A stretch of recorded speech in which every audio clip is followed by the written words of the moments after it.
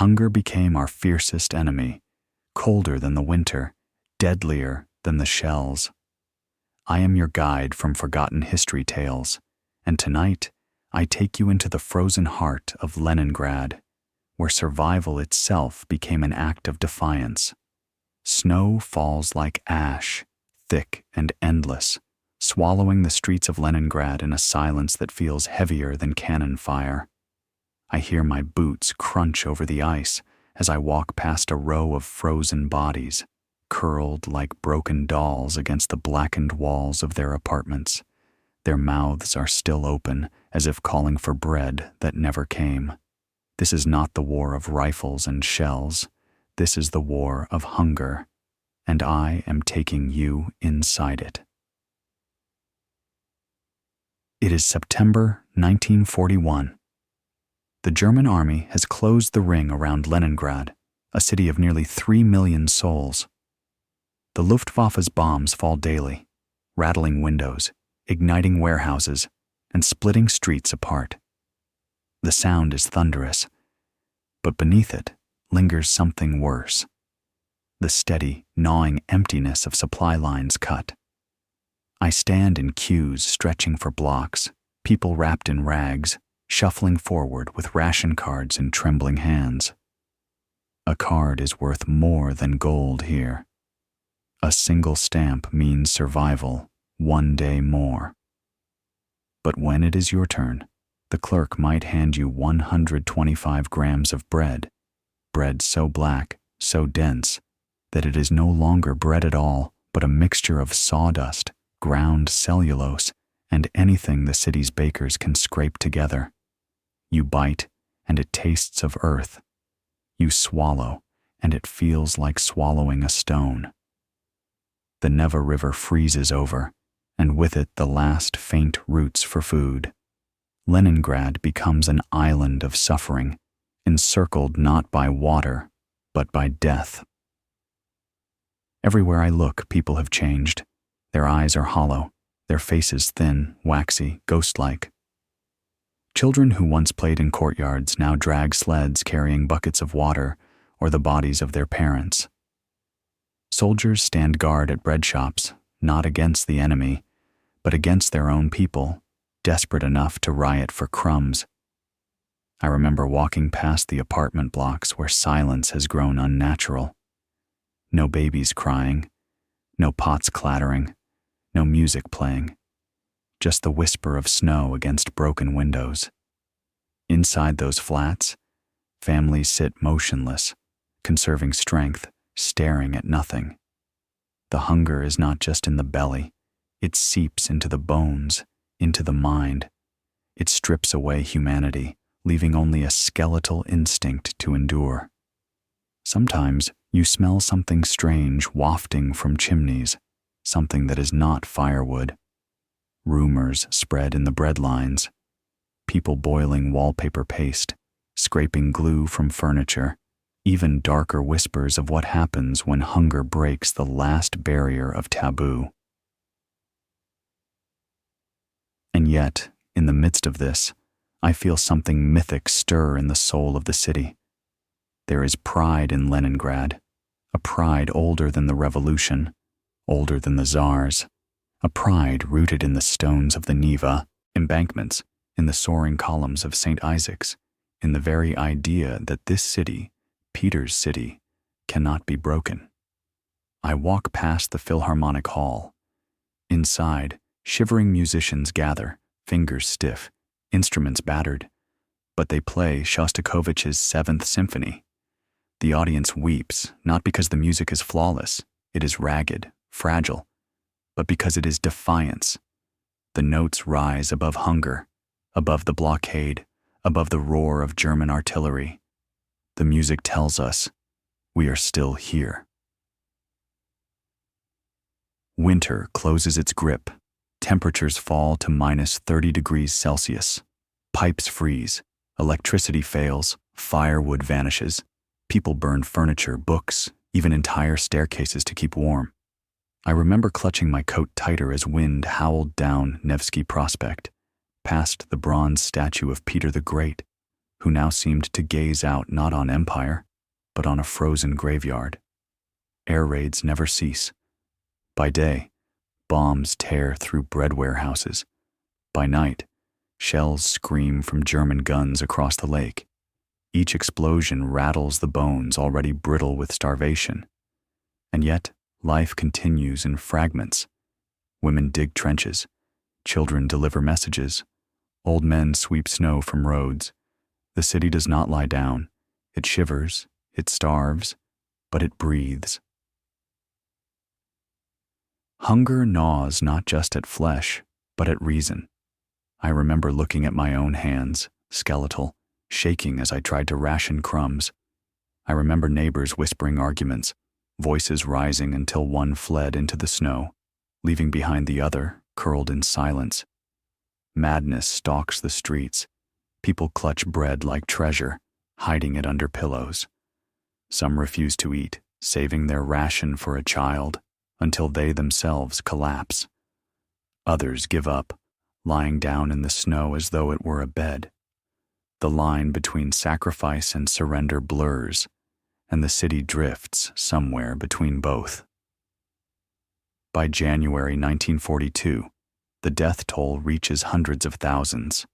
Entire families vanish, their apartments left full of icy air. The cemeteries overflow, so bodies are stacked in frozen heaps, waiting for the ground to thaw. I remember walking past one such heap and realizing that I did not feel shock anymore. I felt nothing. Hunger had dulled even grief. That was the most terrifying revelation of all. It is here, amid this numbness, that the true war reveals itself, not between soldier and soldier, but between endurance and despair. And the weapon is not a rifle. It is a crust of bread, a single match, a will to live one more day. And yet, this is only the first winter. The siege will stretch on longer than anyone can imagine, testing the city beyond all measure. I take you now to the next chapter, where survival itself becomes an act of resistance, and where the line between life and death is drawn thinner still. The first winter had taught us to stop expecting miracles. By February, Leningrad was no longer a city in the usual sense. It was a hollowed carcass, its veins frozen, its pulse faint but stubborn.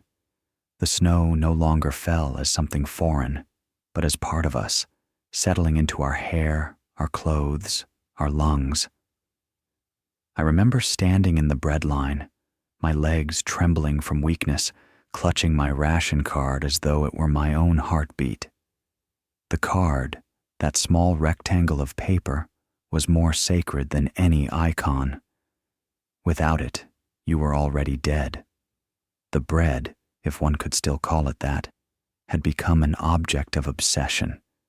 It weighed precisely 125 grams, measured with almost holy precision by bakers who now looked like undertakers. They handed it over silently, as though delivering last rites. I would clutch my piece to my chest, feeling its fragile warmth against my coat, terrified that someone might snatch it before I could take it home. People were stabbed for less. People killed for crumbs. Hunger had turned us into shadows, moving, watching, waiting. At home, the ritual was always the same. We sat at the table, my hands shaking as I divided the bread into equal slivers. I could hear the knife scrape against the wooden board like a dirge.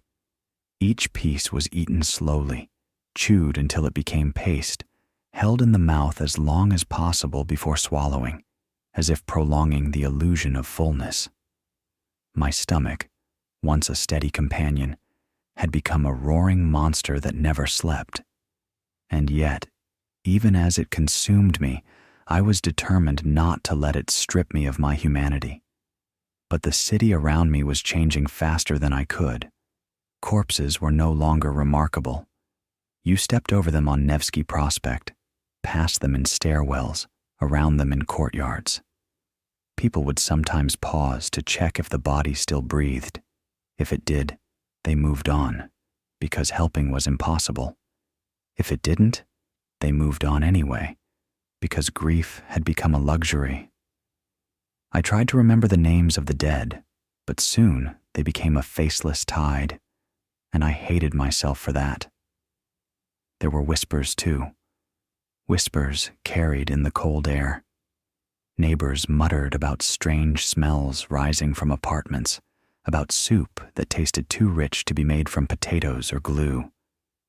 Cannibalism, the word itself, slithered through the breadlines, spoken rarely, but always with a shiver. The NKVD began posting notices, warnings against the crime. Arrests were made, yet still the hunger grew so deep that even horror itself was no longer an effective deterrent. I recall staring at my own hands, at the thin bones pressing against skin, and wondering what desperate minds might see when they looked at me. And yet, life insisted on continuing in grotesque parody. Weddings were still held, though the brides wore borrowed coats instead of gowns. Funerals, too many to count, were rushed affairs. The dead stacked like wood when the ground froze too hard to dig. Children still played in the snow, though their laughter was brittle, their games quieter, shadows of what they once were. Even the schools tried to carry on, children scratching letters onto scraps of newspaper, the ink freezing on their fingers. The war had devoured joy, but routine was all we had left to protect us from madness. Then came the sound of shells. The Germans shelled the city daily, but in March their fire found new cruelty. Warehouses burned, stores of flour vanishing into black smoke. Bombs cratered the roads where horse-drawn sleds carried corpses to mass graves. And every time the sirens wailed, the people shuffled down into cellars, more afraid of losing their last crumb of bread than their lives. I remember clutching my ration in both hands as walls shook, as dust rained down, as neighbors prayed aloud to gods they hadn't spoken to in decades. The bread must survive. I must survive. But the mind cannot starve without consequence. Dreams became strange, vivid things. I dreamt of golden loaves, of butter melting on warm crusts, of feasts where the tables groaned with plenty. I would wake with saliva in my mouth, only to find frost forming on the inside of the window. Some neighbors never woke at all. They slipped into their dreams and stayed there, their bodies stiff and blue by dawn. And each time someone was gone, the silence in our stairwell deepened, until it felt like living in a tomb. By April, rumors began to stir of a lifeline, the road of life across frozen Lake Ladoga. Convoys of trucks daring the ice, bringing flour and supplies into the city. The thought electrified us. Perhaps the siege could be broken. Perhaps we would not be left to starve. But when the trucks came, they brought not salvation, but just enough to prolong the agony. Bread rations were raised slightly, yet never enough. People cheered, but their cheers were whispers, their bodies too frail for joy. The road of life was real, yes, but so too was death, which still claimed thousands each week. And still, the city endured. Somehow, impossibly, it endured. We swept snow from the tram lines even though no trams ran. We planted cabbages in every scrap of soil, though frost killed most before they could grow. We sang songs in the shelters, voices trembling but defiant. I remember once hearing a woman hum under her breath in the breadline, and it sounded like the faintest echo of hope. We had become ghosts, yes, but ghosts that refused to vanish. It was in that stubbornness that the Germans failed to understand us. They thought hunger would collapse us, that the city would surrender to despair. But surrender never came. Instead, hunger became armor. Each day alive was an act of resistance, each crumb of bread a weapon against annihilation.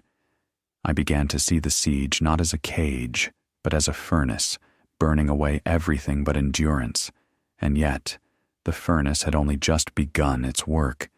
As spring thawed the snow, it revealed not life, but more death, bodies hidden under drifts, corpses in the river, skeletons in the stairwells. The smell returned with the warmth, a thick, sickly stench that clung to every street. The siege would not end with the ice. It would deepen, grow more brutal, more relentless. And so I tell you this: the first winter was survival. The coming months would be a reckoning. The sun was rising now, glinting weakly off the frozen Neva. I looked at its dull reflection and wondered, not whether we would live, but how much of ourselves would remain if we did. The answer lay in the shadows creeping closer, waiting for the second year. The thaw came with a cruelty the winter had hidden.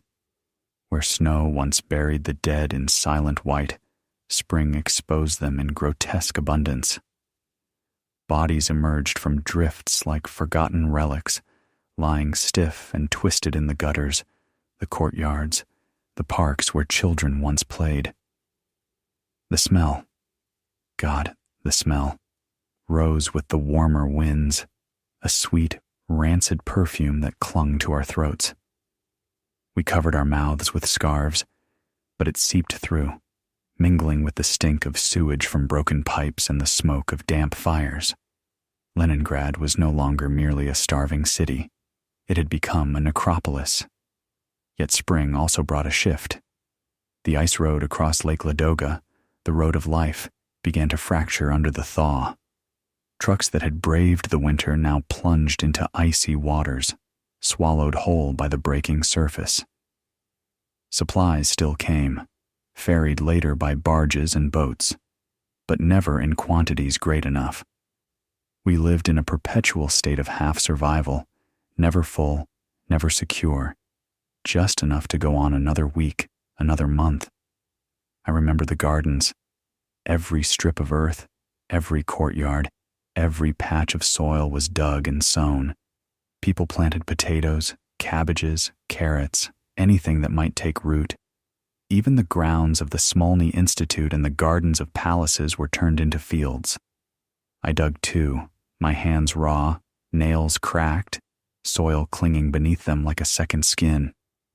We prayed for rain, for sun, for anything that might coax life from the soil. It was not farming. It was desperation with a spade. The Germans knew this. Their artillery often targeted food depots, water stations, even the fields themselves. Shells cratered the plots, scattering seeds before they had a chance to sprout. Hunger was their weapon, and we were its hostages. Each time the shells whistled, people ran not for their lives, but for their gardens, crouching over the furrows as if to shield them with their own bodies. But even in starvation, the city found ways to keep its spirit alive. That summer of 1942, in the Philharmonic Hall once more, Shostakovich's Seventh Symphony, the Leningrad Symphony, was performed. Musicians, many half-dead themselves, scraped their bows across strings, blew trembling air through brass. Soldiers sat in the audience with rifles, not as protection for the concert, but because they had come straight from the front, too hungry to change into anything else. And yet, as the final movement thundered, even the Germans across the lines heard it, broadcast through loudspeakers. It was not music. It was defiance, a cry that the city, though starved, still breathed. I think often of that paradox, that even as death surrounded us, art, routine, and stubborn pride survived. Schools reopened, though children fainted at their desks. Factories resumed, women and the elderly laboring in shifts, though many collapsed at the machines. Soldiers returned from the front lines to bury their families, then marched back to the barricades. Life and death existed side by side, inseparable, feeding off each other like twin beasts. But hunger does not let go easily. By autumn, rations again dwindled. Disease, typhus, dysentery, scurvy, spread through the weakened masses. I remember neighbors coughing blood, their gums bleeding, their teeth loosening and falling out. Children's bellies swelled grotesquely while their limbs shrank to sticks. And in the stairwells, the silence deepened, broken only by the shuffle of someone dragging a body down to the street. The NKVD continued its work too. Desperation had pushed some to betray others, to steal ration cards, to sell flour stolen from warehouses on the black market. Arrests were swift, punishments brutal. Yet beneath the terror of authority and the terror of hunger, there remained a strange solidarity. People shared when they could. A potato here, a cup of hot water there. Sometimes even a joke, whispered through blue lips, just to remind each other that we were still human. And then came winter again. The second winter.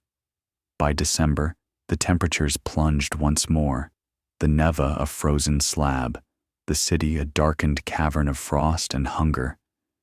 Yet unlike the first winter, we knew what was coming. We had grown harder, thinner, less naive. We insulated windows with rags, stockpiled fuel scraps, learned to scrape soup from wallpaper paste with practiced hands. We were not stronger than before. We were simply more resigned. But this second winter brought not just hunger, but new waves of bombardment. German artillery thundered daily, smashing buildings already weakened, igniting warehouses, shattering hospitals where the wounded lay shivering on cots. I remember one night when a shell hit a water line, flooding a cellar where people had gathered to shelter. They drowned there in icy water, not from bombs, not from bullets, but from the betrayal of the city itself. And yet, the Germans could not break us. Each day we endured was a victory. Each corpse buried in the snow was a defiance against their expectation that we would surrender. I began to see survival itself as a weapon sharper than any blade. Still, in the darkness of that second winter, a question gnawed at me more savagely than hunger. How much longer could we last? How many more would be stripped away before the siege loosened its grip? I had no answer then.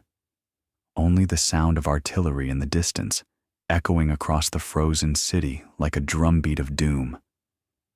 And it was in that sound that I realized the true storm of the siege had yet to break. By the start of 1943, the city was not so much living as existing in a state between death and defiance. The second winter had taken its toll, another 500,000 lives extinguished by hunger, cold, and shells. The streets of Leningrad were quieter now, not because the bombardments had lessened, but because there were fewer voices left to be heard. Whole stairwells stood silent, entire families vanished, their apartments sealed with frost and dust.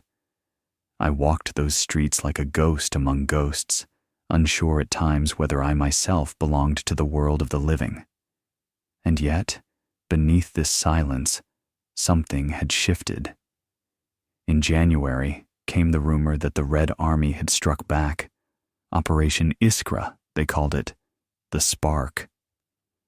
The Germans had been pushed from the southern bank of Lake Ladoga, and for the first time since the noose closed around us, a narrow land corridor opened. It was fragile, exposed, constantly shelled, but it was real. Through that scar of earth, supplies trickled in, and with them, a flicker of hope we scarcely dared to believe in. I remember the day the first train reached the city. It was only a few wagons, hauling flour, sugar, some meat. But when its whistle echoed across the frozen yards, people wept openly. Men and women, gaunt as skeletons, fell to their knees on the platforms, kissing the iron tracks. Children clapped with hands like sticks, It was not salvation, not yet, but it was proof that the blockade could be breached, proof that we had not been entirely forgotten. Still, the relief was partial. Rations rose a little, but hunger remained our daily companion. Bread was still stretched with sawdust, soup with rotting potato peel. Even with the corridor open, German artillery pounded the rail lines mercilessly, each shell threatening to sever the fragile artery. Trains came slowly, sporadically. For every sack of flour that entered, there seemed to be another 100 mouths still unsatisfied. We chewed, we swallowed, we endured. The fighting itself crept closer. I could hear it at night, the rolling thunder of artillery beyond the city, the cough of machine guns carried on the wind. The front was no longer something distant. It pressed against the outskirts, seeped into our dreams. Soldiers returned briefly from the lines, their faces darker than ours, their eyes bloodshot, their bodies skeletal beneath tattered uniforms. They told us of battles in the swamps, of frozen lakes littered with corpses, of German tanks roaring like iron beasts before being swallowed by the ice. And yet, they told us also of counterattacks, of ground reclaimed, of the enemy bleeding too. Their words were bitter, but they carried within them a hard ember. We can fight back. That ember began to glow in the city itself. Factories, though battered, resumed their endless clang. Women with hands cracked and bleeding worked lathes and furnaces, producing shells, rifles, even parts for tanks. The sound of hammers became our heartbeat. Children, too weak for school, delivered messages, dug trenches, gathered scrap. Old men with hollow cheeks pushed carts loaded with firewood through the snow, their spines bent but unbroken. It was as though every surviving soul had been drafted into a single army, the army of survival. But the siege was not lifting yet. German shells still rained daily. I recall one afternoon on Nevsky Prospect when a bombardment tore through a tram filled with passengers. The explosion was not just heard, but felt. My ears ringing, my chest shuddering from the blast wave. Smoke and blood mingled in the cold air. The tram burned like a torch against the gray sky, its iron skeleton screeching as flames devoured the wood. And yet, within hours, the street was cleared, the bodies carried away, and people queued again for bread under the same sky.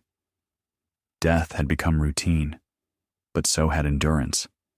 Spring came again, and with it, the endless digging of gardens, the planting of seeds in courtyards, boulevards, even on the rooftops of ruins. People planted because not planting meant surrender. We watched the fragile green shoots with an intensity once reserved for works of art, as though each leaf was a declaration that Leningrad still lived. But the Germans answered not with surrender, but with more fire. In the summer of 1943, their shells fell heavier than before, seeking to choke the fragile lifeline, to silence the stubborn city that refused to die. Each bombardment was a reminder that our suffering was not yet over. I remember crouching in a cellar, plaster raining down, listening to mothers soothe their children with promises they themselves did not believe, promises that tomorrow would be better, promises that bread would come. And yet, in the strange arithmetic of siege, even as despair grew, so too did defiance. We had learned something in those endless months of hunger, that survival itself was victory, that every dawn we saw was another defeat for those who wished us dead. This truth hardened us, steeled us. Still, at night, when the streets fell silent and only the distant guns muttered on the horizon, I asked myself, how much longer could this furnace burn without consuming us entirely? How many more springs, how many more winters would we have to endure before the grip finally broke? I did not know then. I only knew that the siege had entered a new phase, one where survival was not enough.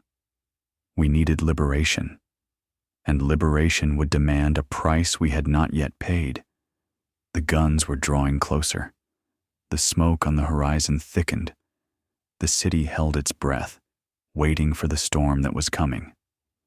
By late 1943, the siege had become not just a war of attrition, but a war of wills. We had endured 2 winters, 2 springs of hunger, and though the spark had opened a narrow corridor, it was a wound that bled as much as it healed. Supplies dribbled in, but the city was still starving, still shelled, still dying by the thousands, and yet, beneath the ash and frost, something had changed, the balance of fear. The Germans had failed to break us quickly. Now it was they who began to sense the slow, grinding weight of inevitability. I remember walking along the embankment of the Neva that autumn. The river was gray and sluggish, dotted with patches of ice, and beyond it, I could hear the rumble of artillery rolling across the horizon.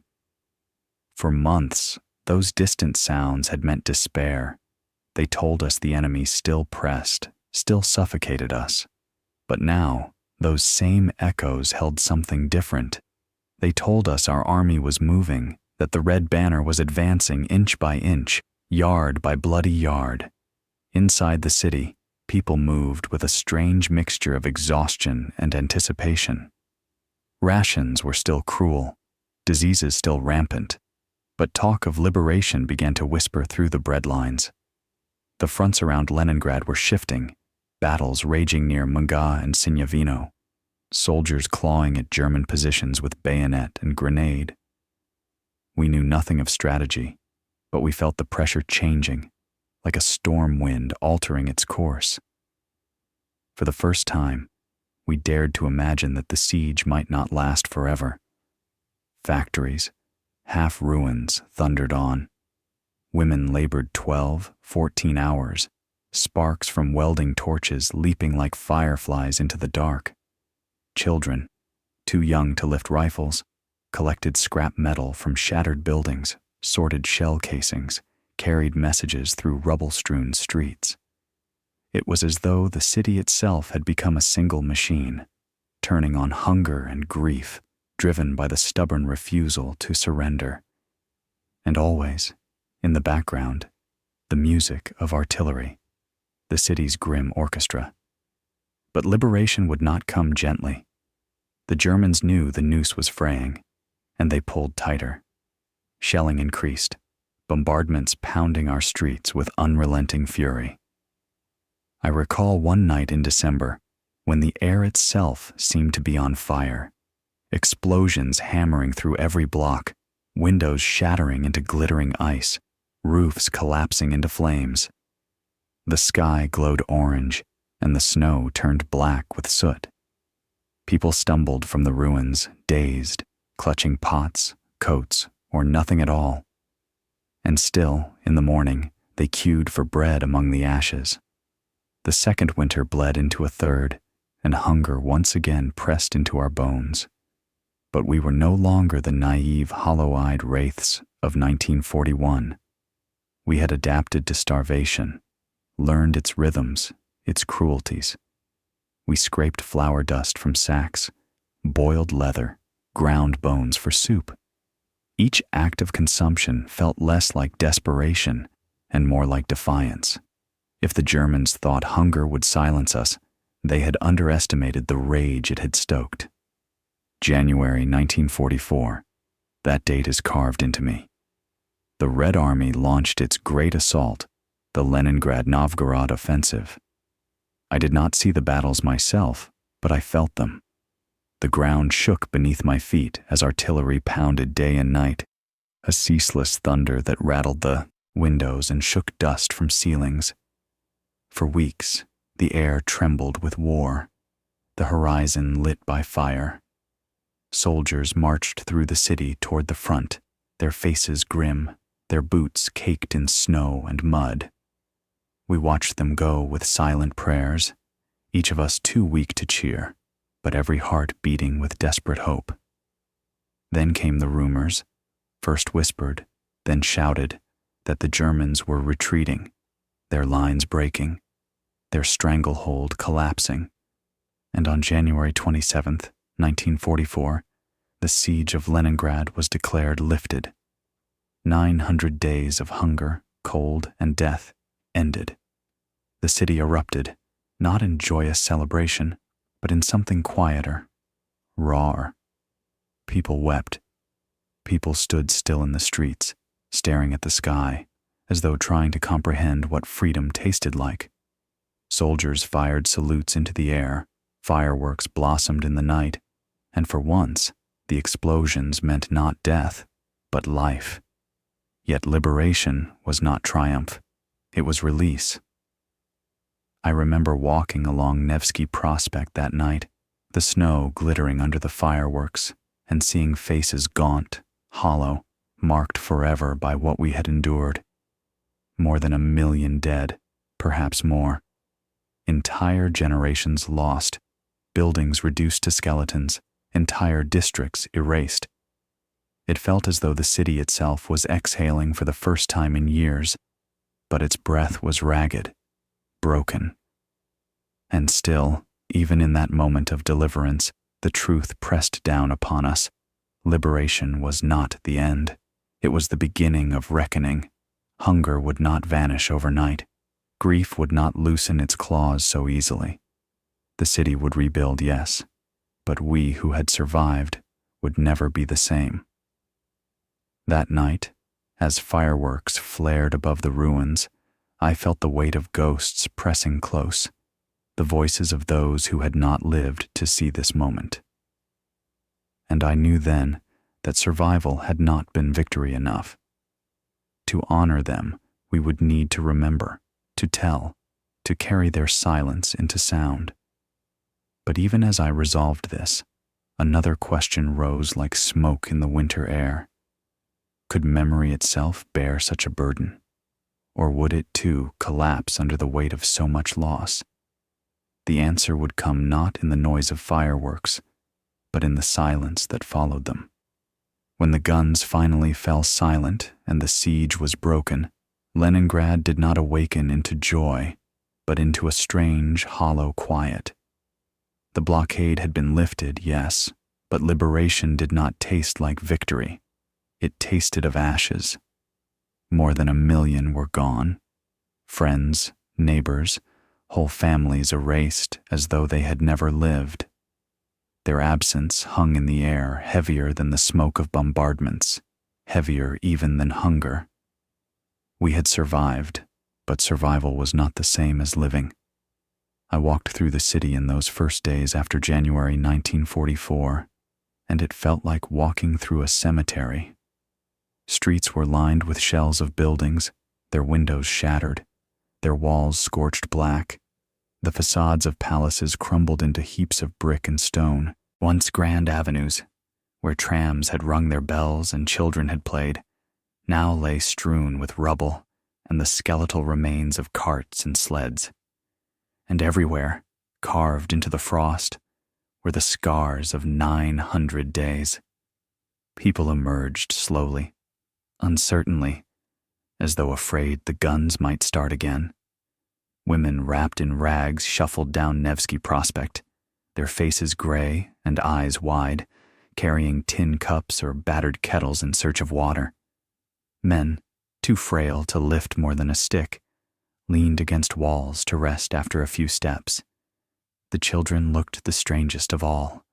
Too small, too thin, their faces aged beyond their years, like little old men and women trapped in fragile frames.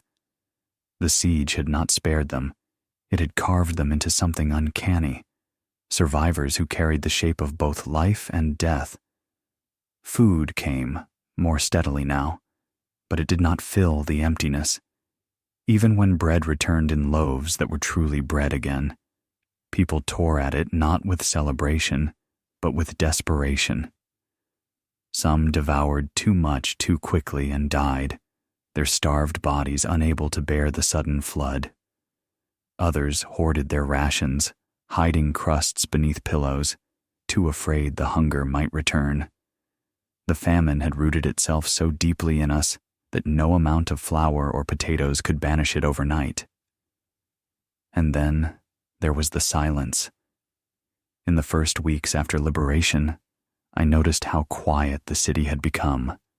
No laughter, no songs drifting from open windows, no arguments spilling into stairwells. It was as if we had forgotten how to make noise that was not born of desperation. Even in the markets, where traders returned with carts of meager wares, voices were hushed, cautious, as though raised speech might summon the specter of hunger back into our homes. But the ghosts were already there, everywhere. Each street held memories of those who had fallen. Each courtyard carried the weight of its dead. In my own stairwell, I counted the doors that remained locked, the rooms where no footsteps ever sounded again. Entire households gone, their names erased, but for ration cards still tucked into drawers, photographs still pinned to walls. To survive meant to live alongside those absences, to measure every breath against the silence of those who could not take another. And yet, even in grief, the city stirred toward life. The factories groaned again, hammers clanging, furnaces belching smoke into the winter sky. Schools reopened properly, though half their desks stood empty. The Philharmonic resumed concerts, musicians weeping as their fingers found strength enough to play. People began to repair their homes with scavenged bricks, patching walls, nailing boards across shattered windows. It was not restoration, it was resurrection.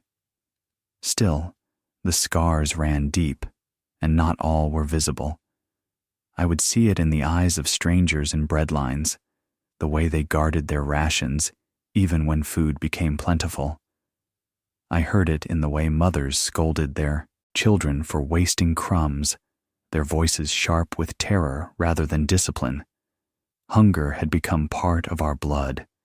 Fear had become part of our breathing. The siege had ended, but inside us, it had only just begun. Even as we rebuilt, the war raged on beyond the city. We heard news of battles at Narva, of Soviet armies pushing westward. Soldiers passed through Leningrad, hardened men who looked at us with respect, tinged with sorrow. They said we had endured what no army could have borne. But I sometimes wondered, was endurance a kind of victory, or merely a slower form of dying?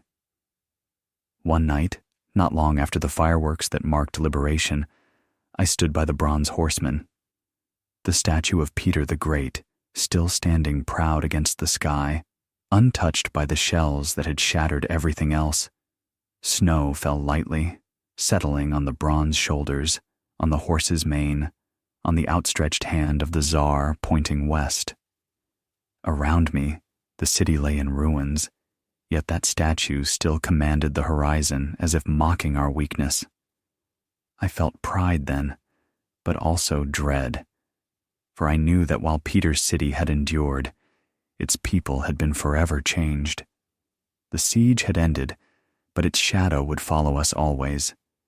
Every loaf of bread would carry its echo. Every winter wind would recall its hunger. Every silence would remind us of the voices it had stolen. Liberation was not the final chapter. It was only the beginning of the long, unending struggle to live again after so much death. And as I stared into the falling snow, I asked myself a question that had no answer. If survival was our victory, what would it cost us to remember it? And what would it cost us to forget? The years after the siege did not bring peace so much as a different kind of battle. We had fought hunger and shells. Now we fought memory. The city around me began to rebuild, but inside each survivor, ruins still smoldered. Bricks could be stacked, tram lines repaired, palaces restored. Yet the ghosts did not leave with the dust. They lingered in stairwells, in the shadows of courtyards, in the silence between conversations. I remember the first spring after liberation. The Neva thawed again, its waters carrying shards of ice downstream like bones. Markets reopened, and with them came noise, bargaining, shouting, laughter. But it was laughter too loud, strained, as if people were trying to convince themselves it was real. I watched children chase each other along Nevsky Prospect, and though they laughed, their legs were thin as sticks, their cheeks hollow. Childhood had returned, but in a crooked, brittle form. For many of us, food never lost its sacredness. Even when rations grew generous again, no one wasted a crumb. I saw people lick plates clean, gnaw at bones until nothing remained, hide crusts of bread under pillows, just in case. Mothers wept if a child left food unfinished. In kitchens, silence fell whenever bread was cut, as if the knife on the loaf was still a prayer, still a judgment. Hunger had carved habits deeper than any bomb crater. But it was not just hunger that haunted us. It was the weight of the dead. So many names unspoken, so many faces erased. The official numbers said over 1 million had perished, but numbers are only smoke. What lingered were absences. Empty chairs at tables. Photographs framed on walls with no one left to look at them. I remember visiting the Piskaryovskoye cemetery, where mass graves stretched farther than the eye could see. Thousands upon thousands buried beneath simple mounds, marked only with signs that read 1941, 1942. The silence there was unbearable, as if the earth itself was still starving. We survivors did not speak much of what we had seen. Some out of shame. Shame at what they had done to live, shame at what they had failed to do. Others out of fear. Fear that if they gave words to the hunger, it would rise again. The city itself seemed to collude in this silence. The state celebrated our endurance, parades marched, medals glittered. But the truth of what had happened in kitchens, in cellars, in desperate stairwells, those truths remained buried like the bodies in the frost. Still, stories leaked through, whispers of cannibalism, of mothers who had traded one child's ration for another's survival, of neighbors who vanished and were never spoken of again. These stories were too heavy for the official narrative, too raw for monuments, and yet they haunted every conversation that faltered into silence, every glance exchanged in breadlines, even years later. And there was another wound, the guilt of survival. I carried it every day. Why had I lived when others stronger, kinder, more deserving had not? I thought of neighbors who had shared potatoes with me, of children who had played in our stairwell, of families who had vanished into hunger's maw. Each face returned in dreams, staring with eyes that asked, "Why you and not us?" There was no answer, only silence. Yet out of this silence, myth began to grow. Leningrad was hailed as the city that would not surrender, the city that starved but did not break. And it was true. We had endured what no one thought possible. But myth is a double-edged sword. It gave us pride, yes, but it also smoothed over the jagged truths. It turned our suffering into something clean, something heroic, when in reality it had been filthy, desperate, shameful. We had lived not with nobility, but with gnawing hunger, with theft, with despair, and still, we had lived. That paradox became our burden, to be celebrated as heroes, while carrying memories that felt anything but heroic, to stand in parades with medals pinned to our rags, while remembering the nights of boiling glue for soup, the mornings of stepping over corpses in the snow. We were survivors, yes, but survival itself was not a story easily told. As the years passed, new buildings rose, streets bustled again, Music returned to the concert halls. The scars of war were plastered over, painted, hidden. But inside each of us, the siege still lived. You could see it in the way old women clutched bread to their chests, in the way men froze when a siren wailed, in the way children of survivors grew up under the shadow of rationing habits passed down like heirlooms. The siege had ended, but it had not left. And even now, as I walk those streets, I feel it. Beneath the cobblestones, beneath the facades, beneath the laughter of new generations, the city still whispers with hunger, with loss, with silence. The question, always, is whether that silence should remain, or whether it must finally be broken. Because to tell the truth of Leningrad is to open wounds that never healed, and to remain silent is to let the dead vanish twice. The choice presses on me still, like the cold of those winters, to speak or to stay silent, and both choices feel like betrayals. The years rolled on, but the siege never truly ended. Time plastered the wounds, yes, but beneath every new layer of paint, every fresh brick, the scars remained. To live in Leningrad after the blockade was to live in two cities at once, the one rebuilt above ground and the one buried in memory.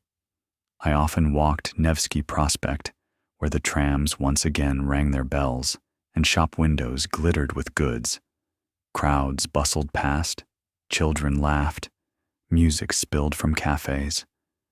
And yet, with every step, I felt echoes beneath my feet, echoes of the bread lines that had once stretched endlessly along this same street, echoes of bodies stiffened in doorways, echoes of the silence that had blanketed us more suffocatingly than any snow.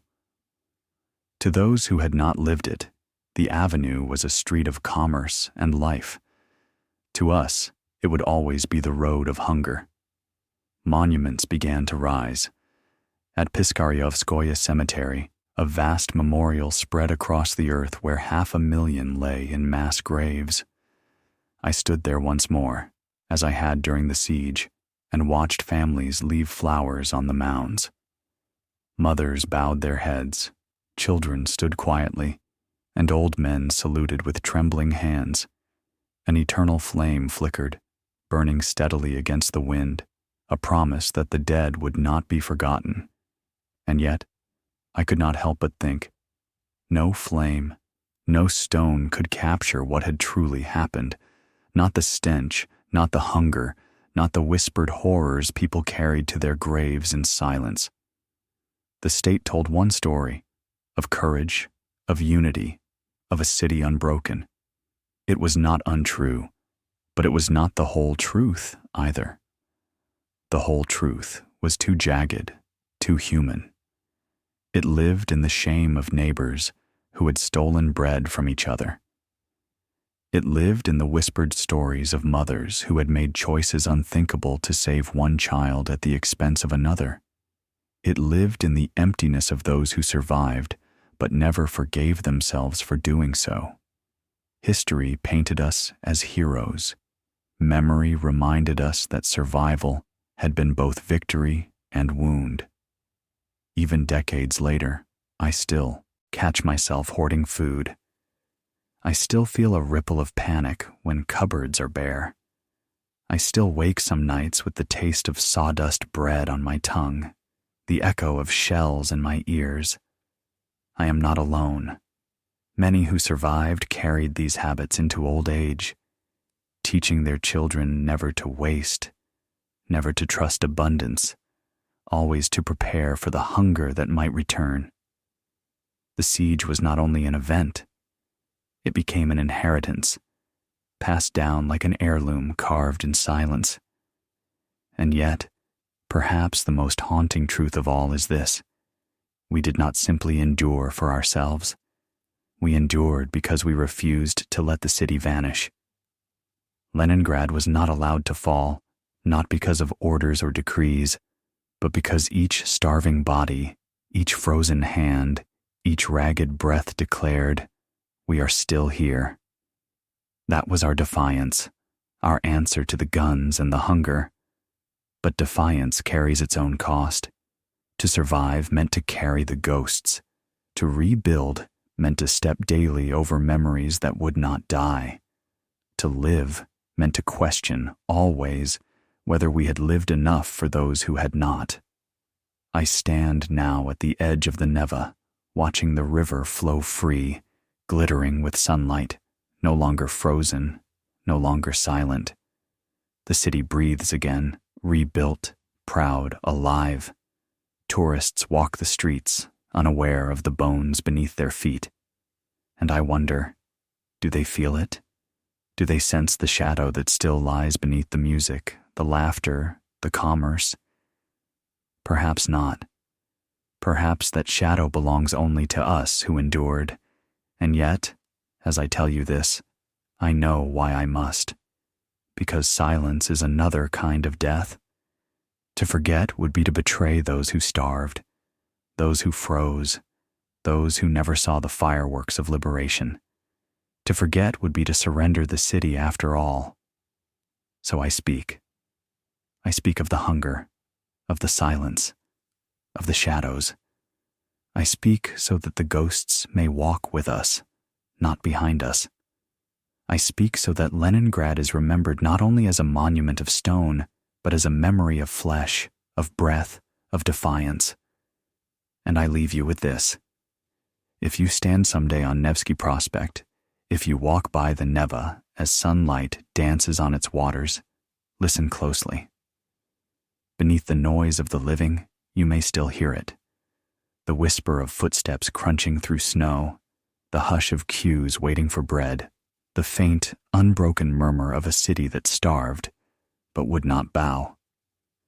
That whisper is the voice of Leningrad, and it will never fall silent.